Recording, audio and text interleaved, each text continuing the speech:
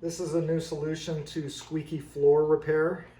The baby powder fix still works, but this is quite a bit quicker. So you can hear that squeak. This flooring is laminate and it makes it right in the seams. So I will use this Finish Line wax for bike chains.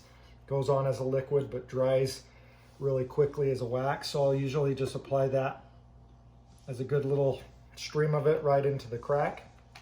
Let that absorb for just a few seconds, and then it literally wipes off with no residue.